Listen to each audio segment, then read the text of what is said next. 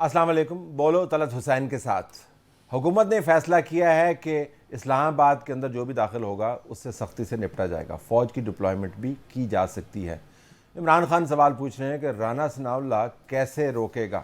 London में जब पंजाब के चीफ मिनिस्टर चौधरी परवेज़ इलाही से राना सनाउल्लाह के बारे में पूछा गया तो उन्होंने कहा कि एक शख्स है, उसका दिमाग ख़राब है। ये है इस वक्त इंटेंट, ये है इस वक्त मुहावरा, ये है इस वक्त पॉलिसी। क्या वाक़तन राना सनाउल्लाह और शहबाज शरीफ की हुकूमत इस्लामाबाद को इमरान खान के एहतजाज से बचा पाएगी? इमरान खान मुबैना तौर पर चंदे भी इकट्ठे कर रहे हैं, हर यूसी से वो बंदे भी इकट्ठे कर रहे हैं, हर एमपीए और एमएनए को उन्होंने टास्क भी सौंप दिए हैं और उन्होंने कहा है कि इससे बड़ा जत्था जो है इससे पहले इस्लामाबाद की तरफ आने की जो तारीख़ है उसको हमने तब्दील कर देना है। इमरान खान तुले हुए हैं। 27 नवंबर की तारीख भी बड़ी अहम है। जो कुछ इमरान खान ने करना है अगले आर्मी चीफ की तैनाती से पहले पहले करना है। उनके ख्याल के मुताबिक अगर इस्लामाबाद को वो जेल में तब्दील कर पाएँ तो इस्लामाबाद के अंदर हालात तब्दील होंगे और इस तरह नए इंतखाबात जल्दी होंगे और इस तरह वो फिर से प्राइम मिनिस्टर बन जाएंगे और इस तरह उनके मामलात दुरुस्त हो जाएंगे। इस पर हम बात करेंगे। हमारे पास जो पैनल मौजूद है, तजिया निगारों का सीनियर सहाफ़ी नुसरत जावेद साहब मौजूद हैं। उनका हम बहुत शुक्रिया अदा करते हैं, उन्होंने हमें ज्वाइन किया। मुशर्रफ जैदी साहब, सहाफ़ी, तज्ज़ियाकार, राइटर, आपका भी बहुत शुक्रिया। काशिफ अब्बासी ARY पे अपना प्रोग्राम करते हैं, सहाफ़ी, तज्ज़ियाकार काशिफ, आपका भी बहुत शुक्रिया। नाज़रीन, हम आपको ये भी बता दें कि इस प्रोग्राम में हम बात करेंगे नया घर स्कीम की। बहुत चाव से हुकूमत ने लॉन्च किया था, पिछली हुकूमत ने, और अच्छी स्कीम थी। लोगों को सस्ते घर मिलते थे, लेकिन फिर पॉलिसी तब्दील कर दी गई और उसकी फ़ंडिंग रोक दी गई। कुछ ऐसे लोग जिन्होंने एप्लीकेशन दी हुई थी और उस एप्लीकेशन के नतीजे में उन्होंने फ़ंडिंग भी हासिल कर ली थी और अपने पेपर्स बैंक्स में जमा करा दिए थे, उनके केसेस तो हुकूमत ने नई पॉलिसी के तहत ओके कर दिए। लेकिन जिन लोगों ने पेपर्स जमा नहीं कराए थे लेकिन फिर भी बयाने दे दिए थे, यानी टोकन मनी दे दी थी, वो अब बिलबिलाते फिर रहे हैं। हज़ारों की तादाद में ऐसे लोग हैं जिनकी ज़िंदगी की जमा पूंजी जो है फंस गई है हुकूमत की इस पॉलिसी में। कहा गया था कि 31 अगस्त को इनका भी फैसला होगा, नहीं हुआ। उस पर भी हम बात करेंगे बग़ैर किसी तातुल के। नुसरत, क्विकली अगर आप हमें बताएं तो अब ये हीटअप होता हुआ हमें नज़र आ रहा है काफ़ी। इमरान खान तो तुले हुए हैं, तो आपके ख्याल में माजी को छोड़ते हुए इस मरतबा वो लाइन अप कर पाएंगे? बहुत सारे बंदे, बहुत सारे डंडे, बहुत सारा जत्था। देखिए, वो अगर आप यानी मुझे पूछें ना, तो फ़र्ज़ करें कि मैं तहरीक इंसाफ का शिद्दत से हामी हूँ, तो वो मुझे जी कंफ्यूज सिग्नल देते नज़र आ रहे हैं। एक तरफ तो वो हल्फ ले रहे हैं, दूसरी तरफ साथ ही कह रहे हैं कि जी हर शहर से कम मुझे 6000 अफराद का जब तक यकीन नहीं होगा तो मैं कॉल नहीं, यानी तारीख़ फिक्स नहीं करूँगा। चलें जी, ठीक है। दूसरी तरफ ये है कि उन्हीं के जमात के अरकान जो हैं वो इस्लामाबाद हाई कोर्ट पहुँच जाते हैं और वो ये कहते हैं कि जी हमारे इस्तीफ़े जो हैं वो गलत मंजूर किए गए हैं और वो मंजूरी को रोका जाए। अब मैं आपको ध्यानदारी से बताऊं, अगर मैं सहाफ़ी न हूं और मैं दिल से इमरान खान साहब का हामी भी हूं उनके कॉल और मैं चाह रहा हूं कि यार तख्त या तख्ता हो ही जाए, मैं कहूँगा यार क्या वो मुझे तख्त या तख्ता के लिए पुकार भी रहे हैं या नहीं। मेरा लिए कन्फ्यूजन कैसा? मुशर्रफ, कन्फ्यूजन रही है। इमरान ने पहली मरतबा कॉल नहीं दी, इस मरतबा भी जब उन्होंने जलसा किया तो उसके अंदर हलफ लेने के बाद उन्होंने कहा कि तैयार रहना, 8 दिन के बाद मैं किसी वक्त भी तुम्हें बुला सकता हूँ। लेकिन वक्त का तयन तो वो आर्मी चीफ की डेट से हो गया। So the clock is really ticking. तो आपके ख्याल में मोमेंटम उन्होंने लिया हुआ है, वो इस मरतबा कर पाएंगे या नहीं? जो कामयाब उन्होंने इस तरह की हरकतें की हैं उसमें सबसे बड़ी कामयाबी उनकी 2014 का जो आज़ादी मार्च था, जो 14 अगस्त से लेके मेरा ख्याल है 17 या 18 दिसंबर तक उन्होंने चलाया। उस तरह की कामयाबी के लिए उनको 6000 लोग फ़ी डिस्ट्रिक्ट या फ़ी ज़िला नहीं चाहिए। उसके लिए 5-6 हज़ार लोग जो हैं एक शुरू में आ जाएं और उसके बाद 250-300 भी उधर अगर जमा रहें तो वो कर सकते हैं। लेकिन साथ उनको 150 कैमरा भी चाहिए और साथ उनको पूरी एस्टेब्लिशमेंट भी चाहिए। अगर 2014 मैं उधर ही जा रहा था कि वो दोनों तो अभी फ़िलहाल नहीं है। तो जब तक वो कैमरे की बात अलग कर देते हैं, कैमरा तो वहीं जाएगा जहां हुक्म होगा उसको जाने का, और तो वो हुक्म के बगैर भी जाते हैं आजकल। तो देखिए सोशल मीडिया भी है ना, वो बड़ा इसके। लेकिन वो जो अहकामात हैं जिनकी बिना पे, जिनकी गारंटी पे इतनी देर उन्होंने जो है अपना स्टेमिना जो है दिखाया एक कप्तान होने के नाते, वो उस तरह की सपोर्ट उनको उन ज़राए से मेरा ख्याल मिलती इस हुई वक्त नज़र नहीं आ रही, लेकिन उनके बहुत सारे हामी हैं, सिस्टम में मौजूद हैं। तो ये चीज़ शायद वो ये उम्मीद कर रहे हैं कि वो फिर से उस तरह का एक समा जो है वो पैदा हो। तो मेरा ख्याल है जल्दी नहीं होगा। अंदरूनी अनासर जिनको हम कहते हैं उनके ऊपर अभी तकिया किया है। Kashif, would that be right? क्योंकि 8 साल में बहुत कुछ तब्दील हो गया है। इमरान खान ने अपना मोमेंटम भी जनरेट किया। हमारे अपने स्टूडियोज़ में, आपके प्रोग्राम्स में, तजिया निगारों में लोग जो उनके नकाद भी हैं वो भी मानते हैं कि नंबर्स अब उनके साथ हैं, लोग जो हैं उनके साथ हैं। तभी तो हुकूमत कहती है कि ये बड़े पैमाने पर कौम को गुमराह कर रहे हैं। अगर उनका असर नहीं होता तो ये अल्फाज नहीं कहते। तो 2014 से तो काफ़ी मुख्तलिफ नज़र आता है बादी नज़र में। Go ahead.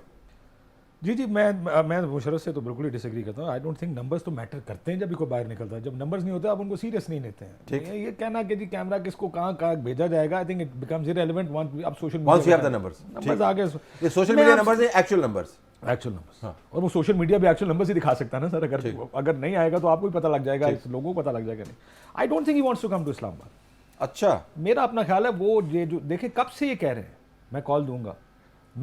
उन्होंने कितने जलसे ऐसे थे जो लास्ट जलसा उन्होंने कहा अब मैं आपको आपके कॉल दूंगा, और कॉल क्या थी? तैयार रहिएगा। अब खबर ये है मुझे जो मुझे एक सेंस मिला है कि बातचीत जो प्रेसिडेंट साहब कर रहे थे कुछ थोड़ी सी बेहतर हो रही है। ठीक। अनकरीब उनको लगता ही है कि उनको वो रास्ता मिल जाएगा कि इलेक्शंस की कोई डेट मिल जाएगी, वो चाहे मार्च है चाहे अप्रैल है। लग ही रहा है कि उनको कि मार्च अप्रैल की डेट मिल जाएगी। He doesn't want to come. उन्होंने इस्लामाबाद में अपनी पार्टी के इजलास में ये कहा कि मैं अब दोबारा बंद गली में नहीं जाना चाहता, और ये ओपनली वो कह रहे हैं अपनी पार्टी मीटिंग्स में। मतलब धरना एक बंद गली है। पिछली मीटिंग्स में जो पिछले दिनों 2-3 दिन पहले मीटिंग्स हुई, पार्टी के अंदर से एक सवाल पूछा, सर हम इतने सारे बंदे लाके इस्लामाबाद में बिठा देते हैं और हुकूमत कहती है हमने नहीं जानना, और ज़ाहिर है तो इस्टेब्लिशमेंट भी नहीं है, फिर क्या करेंगे? कोई जवाब नहीं था, कि दिया नहीं गया उनको जवाब किसी किस्म का। लोग खुद भी ये सवाल पूछ रहे हैं कि सर धरना तो हम ले आएंगे, लेकिन उसके बाद क्या करना है? अगर हम लोग भी ले आएंगे तो क्या करना है?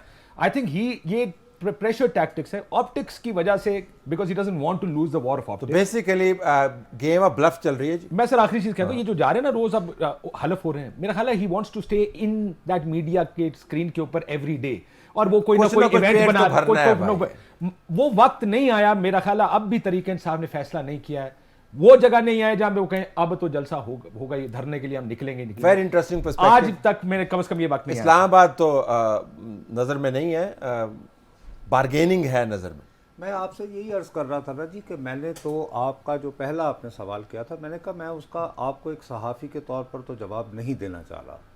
मैं तो एक उसके पर्सपेक्टिव से देख रहा हूँ, और काशिफ ने जो है उन्होंने ख़बर की बुनियाद पर उसको और एनालिसिस किया है।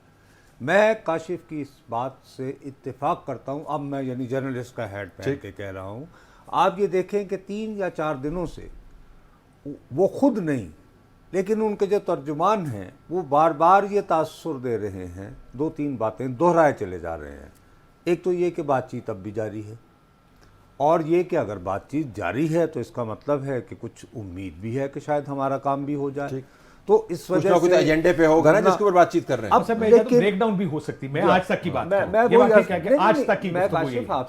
मैं बल्कि एग्री करते हुए कह रहा हूँ, लेकिन उसमें मुझे ये खदशा लाहक है कि फ़र्ज़ करें अगर इमरान खान साहब ने ये टेम्पो भी बरकरार रखा कि मैं आ रहा हूँ, हाँ, दूसरी जानब ये है कि देखिए D for deception is the top of strategy, जो जिनके साथ डी फॉर डी चोक और डी फॉर डिसेप्शन, ठीक है, डी फॉर डिस्ट्रैक्शन, अच्छा, D for delusion, D for delusion, D for destruction. अच्छा, अब ये है साहब के D for disruption as well जो इमरान साहब करना चाह रहे हैं।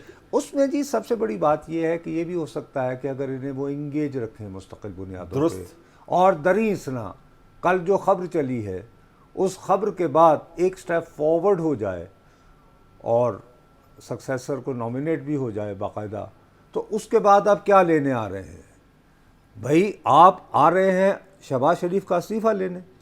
अच्छा जी, वो इस्तीफ़ा दे तो इस्तीफ़ा देने के बाद आप बताएं वो बुरी हुकूमत कौन बनाएगा, और वगैरह वगैरह वगैरह। और जब आपने मार्च अप्रैल में ही अब इलेक्शन लेने हैं तो भाई साहब पहले ही उधर आ जाते। तो ज़बरदस्त है। नहीं इस पे एक नुकता वैसे ये भी सोचना सर कि ये भी मुमकिन है कि किसी ने कहा हो कि तू क्या मैं डी चौक आ रहा हूँ, ताकि दूसरी साइड, आपको याद है ना कि बहुत अरसे तक पीडीएम नहीं मान रही थी इलेक्शंस में, उनको कहा भी गया था, तो कहें साढ़े को गल करने से कुछ होए, मतलब इमरान खान ये बातें कहता रहे, पीडीएम उसकी बात सुनते रहे और ये दोनों एंगेज रहे। बहुत ज़्यादा ये साजिशी थ्योरी के अंदर जा रहे हैं। लेकिन इमरान खान आपके ख्याल में वाकईतन इस्लामाबाद नहीं आना चाहते, बार्गेन करना चाहते हैं? मुझे फवाद चौधरी का वो कोट याद आ रहा है, वो कह रहे हैं कि ये शहबाज शरीफ तो इरेलेवेंट है, ये हुकूमत वगैरह, और असल बात तो इस्टेब्लिशमेंट के साथ ही होनी है। तो कम से कम इस हद तक तो मानने को तैयार हो गए कि इस्टेब्लिशमेंट के साथ ही बात करनी है। लेकिन उसके साथ साथ उन्होंने कल ही फवाद चौधरी ने एक बयान और भी दिया। उन्होंने कहा कि ये जो वॉशिंगटन से बयान आया था जिसमें कहा गया कि मज़ीद सियासत में मदाखलत जो है वो फौज आर्मी नहीं चीफ का भी करेगी, बयान था। ये आर्मी चीफ ने क्योंकि खुद कहा, तो मैं समझता हूँ इस पर तो हम बात शायद कर सकते हैं कि मज़ीद सियासत में मदाखलत जो है वो फ़ौज नहीं करेगी। ये बड़ा दिलचस्प बयान था। ख़ास तौर पे इसकी दिलचस्पी में जो इजाफ़ा हुआ वो जब फवाद चौधरी ने इस पर रिएक्शन दिया, तो उन्होंने फरमाया कि इसका तयन करने के लिए कि ऐसा है या नहीं टाइम लगेगा, देखना होगा। ठीक, इस हद तक मैं समझता हूँ फवाद चौधरी गलत नहीं कह रहे। ठीक। और जो नेगोशिएशन है उनकी, वो तो शुरू से, यानी कि ये पूरा अमेरिका का ये तो सब बहाने थे ना। अक्टूबर नवंबर में जो फड्डा जून में शुरू हुआ, पिछले जून में, वो अक्टूबर में सामने आ गया, वो नवंबर तक चलता रहा। ये थी डीजीआई की तैनाती से जो मुंसलिक एक डिसएग्रीमेंट था उनका कि किसको होना चाहिए और कब होना चाहिए। उस फड्डे के बाद से जो वन पेज था, वो पहले ही उसमें बहुत सारी क्रीसेस थी, वो बिल्कुल ही फट गया। उसके फटने के बाद फिर अचानक MQM को जो है और दीगर और जमातों को जो है एक नई किस्म की रोशनी तो हमेशा नजर से आई। मामला इमरान खान, PTI और इस्टेब्लिशमेंट के दरमियान ही रहा है, बाकी सारे इररिलेवेंट फैक्टर्स, और अभी भी वही तसलसल चल रहा है। मैं समझता हूँ ऐसा ही है। और ये जो बात की नुसरत भाई ने कि उनका बयान जिसमें ये कहा गया कि वो आर्मी चीफ जो है वो वाक़ईतन नहीं रुकेंगे, एक्सटेंशन नहीं लेंगे, ये मैं समझता हूँ ये भी जिस तरह फवाद चौधरी ने कहा, ये जब वो तारीख़ आ जाएगी और नया आर्मी चीफ जो है वो अपना हलफ उठा के और वो जो स्टिक होती है वो उनके हाथ में होगी, हालांकि जरा स्टिक उठा के। Are you saying you don't believe him? नहीं, मैं तो फवाद चौधरी की बात को आप आगे अपनी बढ़ा बात रहा करें हूं। ना। नहीं, मैं तो तज्जिया निगार हूँ ना, खबरें तज्जिया- आप देते हैं, आपका तो तज्जिया क्या है? आप अपना बताइएगा जब आपकी बारी हो। मैं तो अपना जो मुझे समझ आ रही है कि अगर फवाद चौधरी ने कहा है कि हमें ये देखना होगा कि मदाखलत नहीं होगी, उसके लिए हमें टाइम चाहिए, तो कम से कम 29 नवंबर तक तो फिर हमें ये भी देखना होगा कि ये वाक़ईतन एक्सटेंशन होती है। अच्छा, सियासत जो है तजादात का खेल है, और इम्कानात का भी खेल है, तजादात का भी खेल है। अब इसमें बड़ा तजाद ये नज़र आता है कि जिनसे बातचीत करनी है या जो हमेशा इस मुद्दे का हिस्सा रहे हैं, जिस तरह आप बता रहे हैं, और जिनके साथ वो इंगेज कर रहे हैं, उन्हीं के साथ रोज़ाना की, अगर नहीं तो हर दूसरे दिन कम से कम सींग भी लड़ाते हैं। अब वो न्यूट्रल भी गाली है, वो चल रहा है। तो मुझे नहीं लगता कोई स्पेस, जो पब्लिक स्पेस आपको नज़र आती है, कोई डेवलप हो रही है। आप कह रहे हैं कि कुछ फिलहाल कुछ शायद अच्छी इक्वेशन बन रही हो, पब्लिक स्पेस में तो कुछ भी तब्दील नहीं हुआ। सर, जब ये मीटिंग हुई थी ना प्रेसिडेंसी वाली, तो कहा गया कि मीटिंग बहुत अच्छी हुई है। अच्छा, मुझे बास ट्वीट्स थे कि बिल्कुल फारिग मीटिंग थी। मुझे ये बताया गया एक साइड से, so I will go with what you know, PTI की तरफ से कि मीटिंग अच्छी गई है। उसको बाद में और लोगों ने एंडोर्स भी किया है कि मीटिंग ठीक गई है, बट वो थोड़ा सा ट्रस्ट डेफिसिट का इशू बता रहे हैं कि उतना नहीं था जितना हमारा बजट डेफिसिट है, लेकिन था वैसे। लेकिन वो कहते हैं कि जी गो के मीटिंग अच्छी हुई है, लेकिन वो जो ज़ाहिर ट्रस्ट का एक एलिमेंट है जो कि नहीं है। ये जो गुड कॉप बैड कॉप, अमूमन पार्टियों में दो लोग होते हैं, गुड कॉप खेलता है, बैड कॉप खेलता है। यहाँ पे एक ही आदमी गुड कॉप भी खेलता है, बैड कॉप भी खेलता है। That's a good one. उसको ये भी करना है, उसको वो भी करना है। तो That's actually a good one. ये वैसे अच्छा आपने बयान किया। सो अब एक तरफ वो ये भी करते हैं, और दूसरी तरफ देखें, ये कहा गया फवाद नहीं कहा, ज़ाहिर फवाद को बार बार कोट करें कि प्रेसिडेंट साहब ने रोका हुआ है कि कुछ आपने नहीं करना, क्योंकि बातचीत प्रेसिडेंट साहब ने किसी भी किस्म की कॉल से रोका हुआ फिलहाल। और यही एक वजह है, बल्कि इंटरनली जो इमरान खान साहब ने कुछ जर्नलिस्ट के साथ इंटरनली बात की अभी 3 दिन 4 दिन पहले की, सो बड़ी मिक्स सिग्नल आए उस मुलाकात में हर किस्म के। Exciting times, it's like October जो है वो सितंबर को छोड़ के जा रहा है, सर्दियां आ नहीं रही हैं, गर्मियां जा नहीं रही हैं, इस किस्म की सूरत है। लेकिन दोनों एक दूसरे को ऑफर क्या कर सकते हैं, एस्टैब्लिशमेंट और इमरान खान? ये इस पर ज़रा आइए ना, क्या है टेबल पे? देखिए जी, इमरान खान साहब की हम क्यों भूल जाते हैं जी, ख्वाहिश तो ये थी कि मैं लगाऊं, ठीक। चोर और लुटेरा ना लगाए, ठीक है ना। वो तो वो लूज़ कर जाएंगे अगर आप यानी कि उस बात पे हम यानी देखें जी, मैं तो ट्रस्ट बट वेरीफाई इस पे बिलीव करता हूँ। अब मुझे एक बात पे काफ़ी हैरानी हुई, अनवर इकबाल जो है उसने तकरीबन यानी मेरे साथ ही, मैं उससे थोड़ा सा सीनियर था 2-3 साल का, लेकिन हम साथ के हैं। वो बहुत ही मोहतात ओल्ड स्कूल जर्नलिस्ट है। मुझे बहुत हैरानी हुई कि उसने जो ख़बर लिखी है, अगर आप उसको गौर से पढ़ें तो ये बात मैंने नहीं डिस्कवर की, मेरे एक साथी हैं, वो एडिटोरियल, जैसे मैं खुद को अपने आप को ज़ात का रिपोर्टर कहता हूँ, वो ज़ात का एडिटर नहीं बल्कि सब एडिटर जो हर कहते हैं। टेक्स्ट को ना वो डॉक्टर का नुस्खा भी पेन के साथ पढ़ते हैं। हाँ, वो उन्होंने मुझे कहा कि मुझे एक बात समझ में नहीं आई नुसरत, ये इतनी अहम बात थी तो ये किसी को एट्रीब्यूट किए बगैर ये कह के कि जी शुरका में से एक ने मुझे बताया, ये तीसरे पैरे में अखबार ने क्यों लगाई है? ठीक। अच्छा, अखबार ने तो तीसरे पैरे में लगाई तो मैंने हंस के कहा, मैंने कहा यार शायद वो पहली जो लीक्स हुई थी उससे घबरा गए होंगे।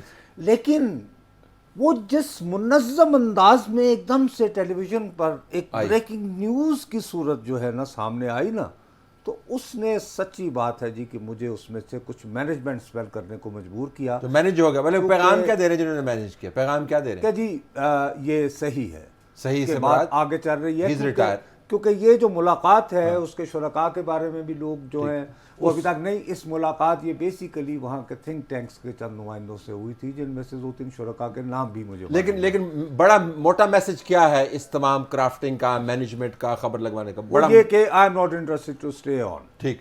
अब ये है कि उसके साथ क्या हुकूमत ये प्ले कर लेगी कि दे से कि okay fine, you have said it categorically, so are we allowed to now. लेकिन इमरान खान एक ऐसे आर्मी चीफ के साथ क्यों एंगेज करें जो रिटायर हो रहे हैं? मतलब उनसे मैं वही तो आपसे अर्ज कर रहा हूँ ना, तो उसके बाद फिर कहानी खत्म हो जाएगी ना जी, अगर ये ऐसा है। अगर और काशिफ की मुझसे बेहतर याददाश्त होगी, 2019 में जो इसी तरह की सिग्नलिंग थी जो एट्रीब्यूट नहीं हो रही थी, कोई कहता था कि हम खाने पे मिले थे तो ये बात हुई थी, कोई कहता था कि वो शेव के दौरान जिस वीडियोस वो देखते हैं उसके वहाँ से वो जराए थे, वहाँ से बात नहीं कि वो नहीं चाहते एक्सटेंशन, वो तो चाहते हैं कि वो, ये 2019 में भी ये बात हुई थी, उनको बिल्कुल मजबूर किया गया है। तो देखें हालात तो बहुत ख़राब हैं। आपने अक्टूबर सितंबर की बात की, अभी तो जून और जुलाई में जो बारिशें हुई हैं वो जून और जुलाई की बारिशें अभी खुश्क नहीं हुई हैं।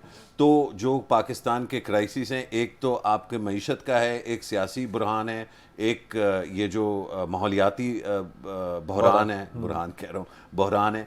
तो ये सारे बहरान जो हैं ये एक के ऊपर एक, तो क्यों ना ये ऐसा हो कि हालात इतने ख़राब हों कि मजबूर हो जाएं आर्मी चीफ, क्योंकि यकीनन हुकूमत तो उनको ऑफ़र करेगी, क्योंकि सुनने में यही आया है कि अगेन तस्दीक और लोग कर सकते हैं कि हर हुकूमत जो है वो ये ऑफ़र करती है ताकि स्टेबिलिटी रहे और मुनासबत से मुल्क जो है बेहतर अंदाज से चल अगर सके। ऐसा कोई तज्जियाती तौर पर हम बात कर रहे हैं तो उनको मेरे ख्याल में ये भी बताने की ज़रूरत है तज्जिया निगारों को कि आखिरी मरतबा जब मजबूर होकर उन्होंने एक्सटेंशन ली थी हालात ठीक करने के लिए, तो वो हालात मज़ीद ख़राब हुए थे। तो अगर मज़ीद ख़राब हालात के अंदर एक और एक्सटेंशन होगी, जो कि मेरा अपना मानना है और मालूमात ये कि नहीं होने की, ना ही उनको चाहते हैं वो ट्रांजिशन होती है, लेकिन अगर होती है तो वो मज़ीद ख़राबी का बायस बन सकती है।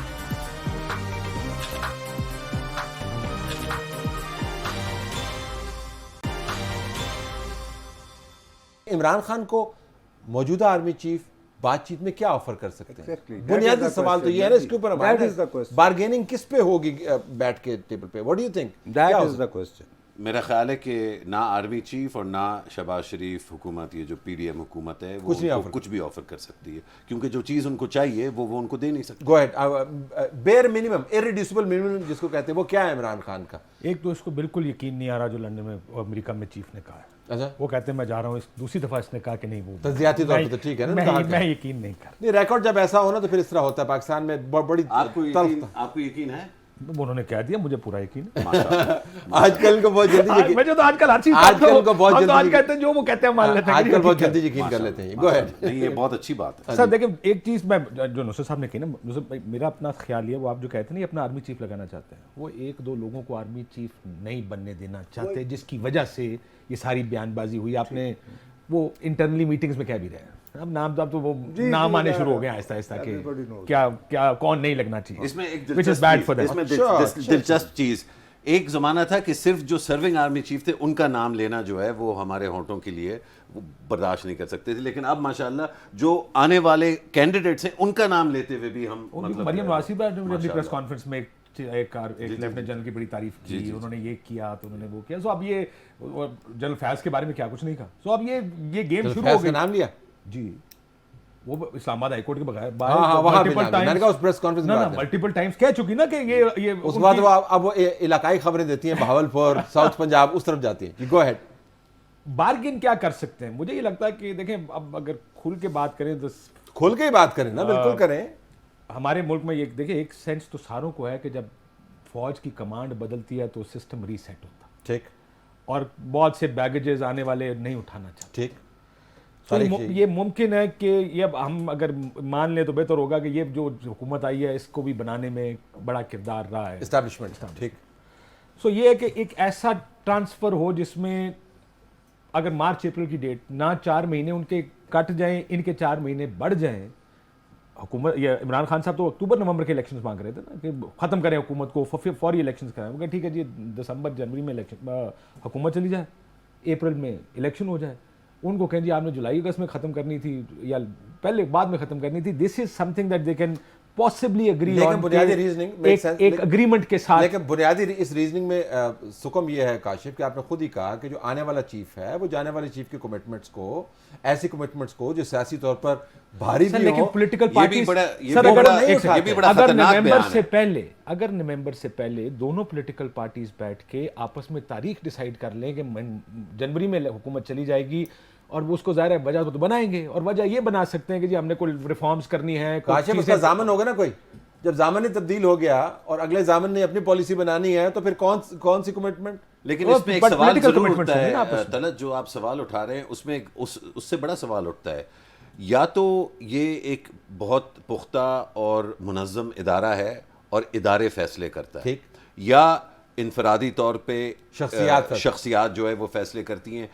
लेकिन केक का होना और केक का खाना दोनों बैक वक्त जो है वो ज़रा मुश्किल हो जाता मुश्किल है। है। तो ये तज्जिया कि क्या ये एक मुनज़्ज़म इदारा है जहाँ इदारा अगर फैसला कर ले तो फिर चीफ वो हो या कोई और हो, DGI एक हो या दूसरा हो, कमिटमेंट एक ही होगी। कमिटमेंट जो है, क्योंकि वो स्टेट की कमिटमेंट है ना, तो मेरा ख्याल है इस पे भी सोच विचार करने की ज़रूरत है कि इस नहज पे हम किस तरह आए कि ये वाली डिबेट जो है, जो दबे दबे अल्फाज में हमें करनी पड़ रही है, ये क्यों हम यहाँ तक पहुँचे, और वो कौन कौन से स्टेप्स थे इससे पहले, वोट ऑफ नो कॉन्फिडेंस से पहले, अक्टूबर नवंबर की लड़ाई से पहले, जून की लड़ाई से पहले, एब्सोल्युटली नॉट के बयान से पहले, उससे पहले बहुत सारी चीज़ें हुई हैं ना। 2018 का इलेक्शन हुआ, उससे पहले नवाज शरीफ को निकाला गया, बीच में 4 और चीज़ें हुई।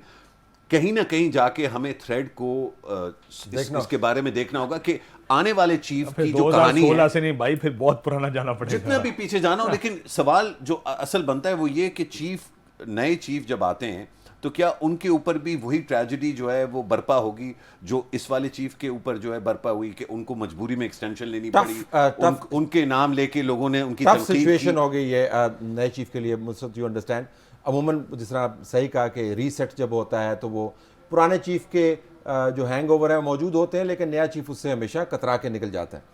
अपॉइंटमेंट्स भी नई होती हैं, माहौल भी नया बनता है। इस मरतबा इमरान खान ने जब ये कहना शुरू किया कि आर्मी चीफ ये चोर नहीं लगाएंगे, तो आने वाले आर्मी चीफ को भी मौजूदा सियासी जो घमसान का रन पड़ा वो उसके अंदर उन्होंने नहीं लगा, हालांकि पता नहीं कि लगना किसने है। तो आने वाले आर्मी चीफ के लिए it's a tough call, what to do. मेरा अपना ख्याल है कि जो भी नए आर्मी चीफ होंगे वो इंडिविजुअलिस्टिक कम होंगे और इंस्टीट्यूशनल ज़्यादा होंगे। ठीक। उसकी रीज़न ये है इंटरनल डिनामिक। ये जो हम बात कर रहे हैं ना कि अब हमें, यानी पहले तो हमारे लब वहाँ खामोश होते थे, अब तो नीचे तक बात आना शुरू हो गई है। तो देखिए आजकल वैसे अरसा हुआ कि आउट ऑफ फैशन हो चुका है।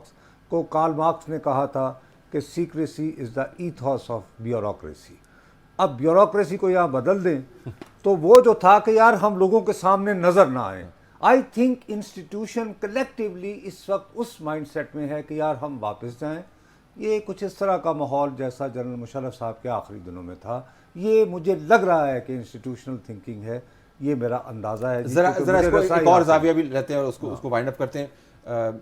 एक मैयर ये भी होगा कि आने वाले हालात कितनी जल्दी तब्दील हो सकते हैं, इलेक्शन की डेट्स आएंगी नहीं आएंगी, इम्कानात क्या हैं कि केसेस नवाज खत्म- शरीफ केसेस खत्म हो गए। कि नवाज शरीफ कब वापस आएंगे।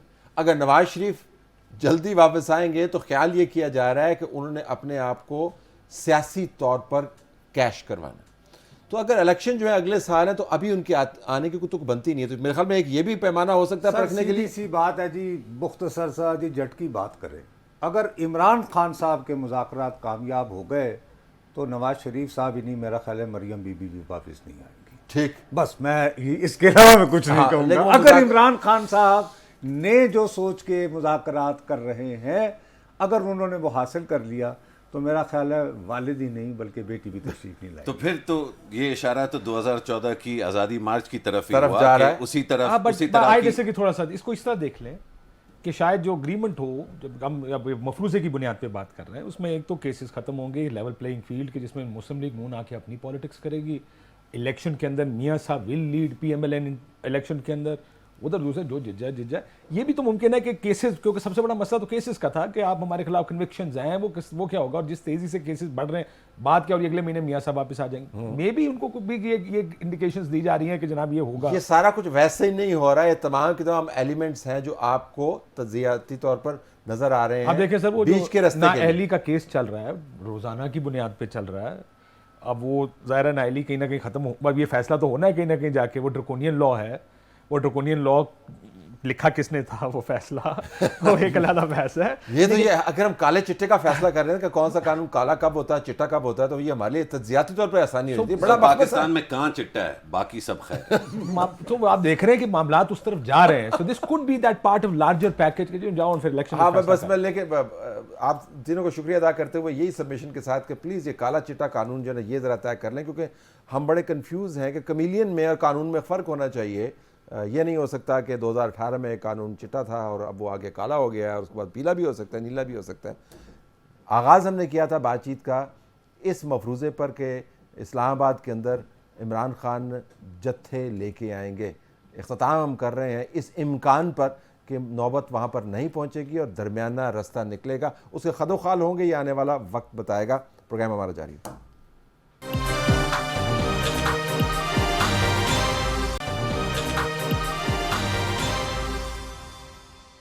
नाज़रीन, हर किसी को घर बनाने की ख्वाहिश होती है, ज़रूरत भी है।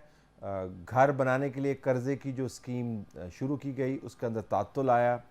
अब बहुत से लोग उसके विक्टिम हैं। ये इसहाक डार साहब के लिए एक खुसूसी अपील भी है उन लोगों की तरफ से जिनके अब पैसे फंस गए हैं, क्योंकि हुकूमत वक्त ने स्टेट बैंक के ज़रिए इस स्कीम के लिए कर्ज़े देने बंद कर दिए हैं। Ali Usman advocate high court इस केस के नुमाइंदा भी हैं और ख़ुद इनके अपने पैसे भी फंस गए हैं। इन्होंने घर के लिए कर्जा लिया था, लेकिन ये सिर्फ अपनी नुमाइंदगी नहीं करें, तमाम लोगों की नुमाइंदगी करें जिनके साथ ये हुआ। अली अस्सलाम वालेकुम। वालेकुम सलाम सर। अली साहब, ये बताइएगा कि ये घर कर्जा स्कीम का क्या हुआ, मुख्तसरन स्टार्ट कहाँ से हुआ और मामला कहाँ पे आके फंस गया? गो हेड सर, ये बेसिकली इमरान खान साहब के रिजीम के अंदर ये स्कीम स्टार्ट हुई थी और ये चलती रही। जब ये रिजीम चेंज हो गई तो 30 जून 2022 को स्टेट बैंक ने एक सर्कुलर जारी किया जिसके अंदर स्ट्रेट अवे सस्पेंड कर दिया गया स्कीम को। बहुत से लोग जिन्होंने बयाने कर लिए थे। अच्छा, एक मिनट रुकिएगा, स्कीम थी क्या? स्कीम थी क्या? सर, ये बेसिकली मेरा पाकिस्तान मेरा घर के नाम से एक स्कीम इंट्रोड्यूस करवाई गई थी। ये मिडिल क्लास लोगों के लिए जो जॉब करते हैं, जो अफोर्ड नहीं करते, सारी जिंदगी के अंदर पैसे इकट्ठे करके भी घर नहीं ले सकते और किराए के घरों पे है स्पेसिफिकली। ठीक है, और ये उनके लिए थी, उनको फैसिलिटेट किया गया था। अच्छा, कैसे फैसिलिटेट किया जा रहा था ये भी बता दें। सर, इसके अंदर ये था कि बेसिकली उसमें 3 मॉडल होते थे। उन 3 मॉडल्स में ये है कि सरकार खुद से घर बना के दे देगी, या आपके पास अगर प्लॉट है तो वो बैंक के थ्रू आपको लोन दे देगी सब्सिडाइज रेट्स पे, या आप घर पसंद कर लें और बैंक्स जो है आपको सब्सिडाइज रेट्स के ऊपर लोन फराहम कर देंगे। ठीक। और ये 5% होता था 5 मरला के घर के लिए और 7% लोन था 10 मरला के घरों के लिए। ठीक। और ये कैप था 10 मरला तक जी। अच्छा, इसके बाद क्या हुआ फिर? सर, ये लोगों को लोन डिसबर्स होते रहे। जब गवर्नमेंट चेंज हो गई 30 जून 2022 22 को on the directions of federal government Miftah Ismail साहब की डायरेक्शंस के ऊपर स्टेट बैंक ने एक सर्कुलर जारी किया और इस स्कीम को सस्पेंड कर दिया। ठीक। तब तक बहुत से लोगों ने इसके ऊपर बयाने कर लिए हुए थे, सेलर्स के साथ बयाने हो चुके थे। जब ये इशू हाईलाइट हुआ तो इसके अंदर स्टेट बैंक ने मुफ्ता इस्माइल साहब की डायरेक्शंस के ऊपर इनको 3 कैटेगरीज में डिवाइड कर दिया, इन केसेस को जिनके बयाने फंसे हुए थे। Benchmark 1, 2 and 3। बेंचमार्क 1 एंड 2 वो केसेस हैं जहां पे लोगों ने बयाने किए और सेलर से उनकी प्रॉपर्टीज के डॉक्यूमेंट्स मंगवा के बैंक में जमा करवा दिए। बैंक ने वेरिफिकेशंस कंप्लीट कर ली, सिर्फ डिसबर्समेंट पेंडिंग है, वहां पे बेंचमार्क 1, 2 अप्लाई कर जाता है। वहां तक तो मुफ्ता इस्माइल साहब की इंटरवेंशन से लोन्स डिसबर्स हो गए। तीसरा केस जो बेंचमार्क 3 का था वो ये था कि अप्रूवल बैंक की तरफ से आ गया, ऑफर लेटर्स आ गए, हमने बयाने भी कर लिए, बट हम डॉक्यूमेंट्स नहीं सबमिट करवा सके 30 जून तक बैंक के अंदर। हमने बयाने दिए में, हम भी उसी तरह स्टेक होल्डर हैं उस स्कीम के और इफेक्टीव हैं, बट हमें हवा में छोड़ दिया गया। गवर्नमेंट ने उसी सर्कुलर के अंदर जो 30 जून 2022 को आया उसमें कमिट किया था कि हम 30 अगस्त तक इस स्कीम को रीस्ट्रक्चर करके दोबारा से लॉन्च कर देंगे। ठीक। आज 36 दिन होने को आए जी, मैं फोन करता हूं स्टेट बैंक में, कोई रिप्रेजेंटेटिव जवाब देने के लिए तैयार नहीं है। वो गवर्नमेंट पे डाल देते हैं, मिनिस्ट्री ऑफ फाइनेंस पे डाल देते हैं, मिनिस्ट्री ऑफ फाइनेंस से बात करते हैं, वो कहते हैं जी फोकल पर्सन जो है वो फाइनेंस मिनिस्टर साहब हैं, जब तक वो डिसाइड करेंगे तभी कुछ हो सकता है, अदरवाइज हम रिस्पॉन्सिबल नहीं है आपके पैसों के। आपके जाती कितने पैसे फंसे हुए हैं अब? सर मैं जाती तौर पे इस वक्त 50 लाख रुपया स्टक करके बैठा हूं। मैं खुद भी इफेक्टिव हूं और मैं हजारों केसेस ऐसे हैं जो टाइम एंड अगेन कांटेक्ट भी मेरे से कर रहे हैं, और हजारों केसेस ऐसे हैं जो इस स्कीम की वजह से आज स्टक हैं और करोड़ों रुपए है। और ये आपकी डिमांड क्या है इसहाक डार से? डिमांड सर हमारी सिर्फ ये डिमांड है कि इस स्कीम को रिस्टोर किया जाए, एटलीस्ट टू द एक्सटेंट जिनके बयाने हो चुके हैं उन्हें तो रिलीफ दिया जाए। बाकी ये जनरल पब्लिक की वेलफेयर के इस तरह के प्रोजेक्ट्स हैं, इनको नहीं रोकना चाहिए।